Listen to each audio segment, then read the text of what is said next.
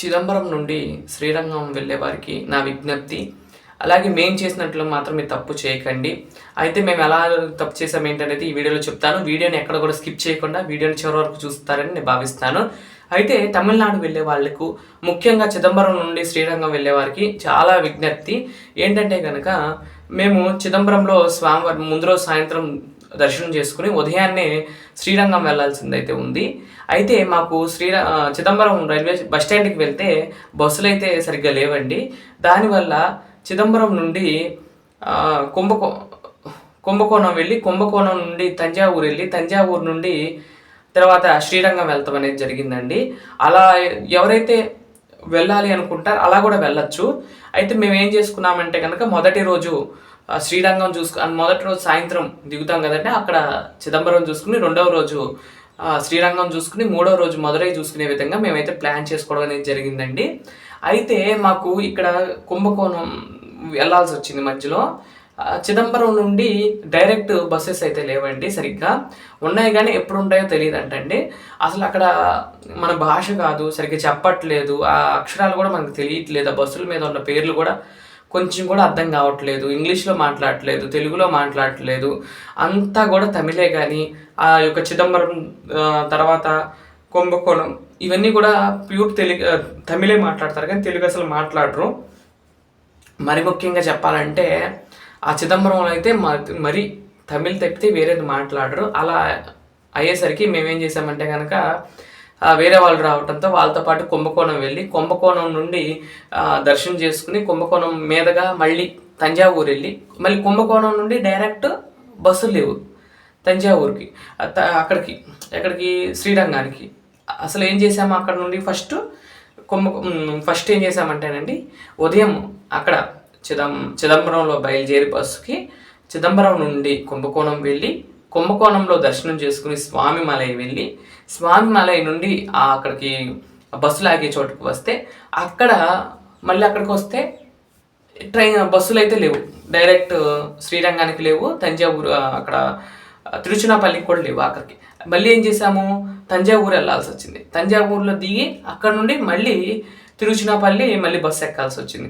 మళ్ళీ తిరుచునాపల్లి నుండి మళ్ళీ బస్సు ఎక్కి మళ్ళీ అక్కడ శ్రీరంగానికి చేరుకోవడం అయింది. ఇలా 4-5 బస్సులు మారడం అనేది జరిగింది. మీరు కనుక ఎవరైనా వెళ్ళాలి అనుకుంటే కనుక ముందు రోజు స్వామివారి దర్శనం అవుతుంది, కానీ పొద్దున్నే ట్రైన్లు అయితే ఉంటాయి. ట్రైన్లు చిదంబరం నుండి డైరెక్ట్ శ్రీరంగం వరకు కూడా ఉన్నాయి, లేదంటే తిరుచునాపల్లి వరకు ఉన్నాయి. మీ ఇష్టం, దాంట్లో కనుక అది చేసుకుని వెళ్తే మంచిది. లేదు మేము ఇవి కూడా చూసుకుని వెళ్తామంటే కనుక మనకి ముందు రోజు సాయంత్రం చిదంబరంలో దర్శనం అయిపోయి ఉదయం లేచి చక్కగా కుంభకోణం ఫస్ట్ బస్సుకి వెళ్ళిపోతే, కుంభకోణంలో అన్ని దర్శనం చేసుకుని 12 కుంభకోణము, స్వామిమల అన్నీ కూడా దర్శనం చేసుకుని అక్కడ నుండి మళ్ళీ బస్సు ఎక్కితే 3:30-4 గంటల మధ్యలో మనం అక్కడ దిగుతాము. తంజావూరులో దిగగానే అక్కడ నుండి కూడా బృహదీశ్వర ఆలయము, అలాగే బంగారు కామాక్షి చూసుకుని, అక్కడ తంజావూరు కోట ఉంటుంది, అక్కడ అది కూడా చూసుకుని అక్కడ నుండి మళ్ళీ సాయంత్రం బయలుదేరి శ్రీరంగం వచ్చేసి నైట్ స్టే చేసి ఉదయాన్నే స్వామివారి దర్శనం చేసుకుని అక్కడే మారియమ్మన్ టెంపుల్ ఉంటుంది, కరుమారియమ్మన్ టెంపుల్, అది కూడా దర్శనం చేసుకుని, జంబుకేశ్వరం దర్శనం చేసుకుని ఆ రోజు సాయంత్రం మళ్ళీ మనం నెగిటివ్ ప్లేస్కి రావచ్చు, లేదంటే తర్వాత రోజు మదురై వెళ్ళచ్చు. అక్కడ నుండి 2 గంటల ప్రయాణం అండి. ఇవన్నీ కూడా ఈ యొక్క శ్రీరంగం నుండి మాత్రం డైరెక్ట్ ట్రైన్లు కానీ బస్సులు కానీ లేవండి, తక్కువ ఉన్నాయి. అయితే మీరు ఏం చేయాలంటే కనుక తిరుచునాపల్లికి ఎప్పుడూ ఉంటాయి, తిరుచునాపల్లి వెళ్ళి అక్కడ నుండి మాత్రం అన్ని ప్రాంతాలకు బస్సులు అయితే సౌకర్యం ఉంటుందండి. అలాగే ఈ బస్సులు కూడా మన బస్సులు అయితే ఉండవండి ఫ్రీగా, ఎంత దూరం అయినా సరే ఇరుకునే కూర్చోవాలి. 3 పట్టే సీట్లు ఉంటాయి, అవి పెద్దగా పట్టవు. అలాగే కాళ్ళ మధ్యలో ఖాళీ కూడా, అంటే సీట్ల మధ్యలో ఖాళీ ఉండదు. ట్రాలీలు తెచ్చుకున్న చాలా ఇబ్బంది అండి, బ్యాగులు తెచ్చుకోవడం బెస్ట్. ఈ బస్సుల్లో మేము ప్రయాణం చేయాలి అనుకున్నవారు ట్రాలీలు కంటే బ్యాగులు తెచ్చుకోవడం బెస్ట్ అండి. ట్రాలీలు అయితే ఎక్కించుకుంటారు కానీ బాగా రష్గా ఉందనుకోండి అసలు ఆపను కూడా ఆపరు ట్రాలీలు చూసి. మీరు మాత్రం వెళ్ళేటప్పుడు అలా బస్సుల్లో మేము తిరగగలము అంటే కనుక మీరు బ్యాగులు వేసుకు వెళ్ళటం బెస్ట్. అంతేగాని ఈ ట్రాలీల వల్ల మాత్రం చాలా ఇబ్బంది అవుతుందండి. అవి పెడతానికి ప్లేస్ ఉండవు, కాళ్ళ మధ్యలో పెట్టుకోవడానికి అసలు కాళ్ళు పెట్టుకోవడానికి ఖాళీ ఉండదు, ఇంకా బ్యాగ్ పెడతానికి అసలు ఖాళీ ఉండదు. అదండి.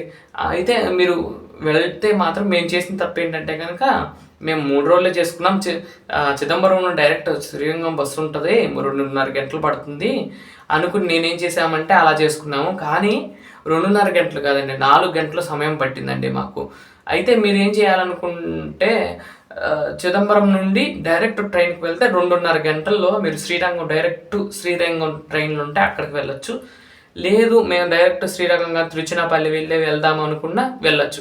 తిరుచినాపల్లి నుండి ఒక అరగంట సమయం పడుతుందేమో, అరగంట అంతే.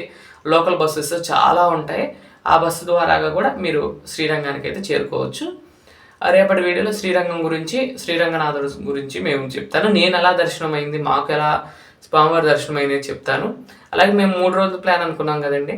మొదటి రోజు చిదంబరం దర్శనం అయిపోయింది. రెండవ రోజు కుంభకోణం, మధ్యాహ్నం నుండి స్వామిమలై చూసుకున్నాం, మీ అందరికి కూడా తెలుసు. ఇక్కడతో ఒక సగం ట్రిప్ అయితే పూర్తయింది. ఇక్కడ నుండి మాత్రం మరీ స్టెంట్లు అయితే చేశాము. అవి అయితే మేము తర్వాత వీడియోలో చెప్తాను. చాలా ఉన్నాయి, చాలా అద్భుతాలు ఉన్నాయి, కొన్ని ఇవి కూడా ఉన్నాయి. అలాగే చిదంబరంలో ఒక చిన్న అద్భుతం జరిగిందండి. అయితే మనకు నిన్న చెప్పానో లేదో గుర్తులేదు, చెప్తే కనుక ఓకే, ఎవరైనా నిన్నటి విన్న వాళ్ళు ఈ వీడియోలో వినండి. అయితే మన చిదంబరం రీల్స్ చూస్తూ ఉంటాం, ప్రసాదాలు పెడుతూ ఉంటారు. అయ్యో మేము ఇంత దూరం వచ్చామే, స్వామి ప్రసాదం మేము అందుకోలేదే అనుకుంటున్నాము. అలాగే అమ్మవారి దర్శనం చేసుకుని బయటకు వస్తున్న సమయంలో మేము అనుకుంటూ ఉన్నాం, ప్రసాదం అసలు స్వామివారి ప్రసాదమే దొరకలేదు, రీల్స్లో కూడా చూపిస్తారు అన్నట్లుగా మేము తెలుగులో మాట్లాడుకుంటున్నాం. ఒక తమిళియన్ లేడీ అయితే మేము అనుకుంటూ ఉన్నాము, చేతిలో ప్రసాదం పెట్టి వెళ్ళిపోయింది. ఆమె అసలు మాట్లాడలేదండి. మీరు తినండి మీరు తినండి అని అడిగితే అని ఇట్లా తల ఊపి ఇచ్చేసి వెళ్ళిపోయారు. సాక్షాత్ అమ్మవారి దర్శనం ఒక రోపలైంది, అమ్మే మాకు చేతిలో తెచ్చి ప్రసాదం పెట్టిందేమో అనిపించింది. అక్కడ కూడా అండి, మనం ప్రసాదం అంటే చాలండి, అక్కడ ఎవరో ఒకళ్ళు ఇస్తూనే ఉంటారండి. చాలా అద్భుతం అనిపించింది. అమ్మవారే మేము అనుకుంటున్నాము, మాకు ప్రసాదం అందలేదు, స్వామి ప్రసాదం అని అనుకుంటున్నాము, ఈలోపే ఆవిడ ప్రసాదం తెచ్చి ఇవ్వటం చాలా అద్భుతం అనిపించింది. ఇలాంటి అద్భుతాలు చాలా జరిగినాయి.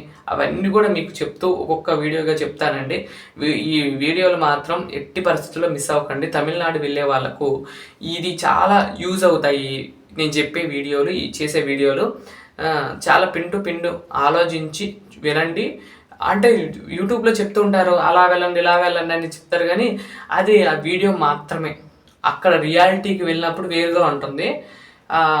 టీవీలో చెప్పి మాత్రం వెళ్తే మాత్రం మనం బుక్ అయిపోతాము ఫోన్లో, కానీ మనం డైరెక్ట్గా వెళ్ళి చూస్తేనే మీకు అర్థమవుతుంది ఆ ప్రాంతం అనేది. నేను కూడా అలానే యూట్యూబ్లో చూసుకుని అలా వెళ్ళొచ్చు అనుకున్నాను, కానీ యూట్యూబ్లోకి దీనికి రియాలిటీకి చాలా తేడా ఉందండి. మీరు వెళ్ళేటప్పుడు చూసి జాగ్రత్తగా వెళ్ళవలసిందిగా నేను కోరుకుంటూ ఉన్నాను.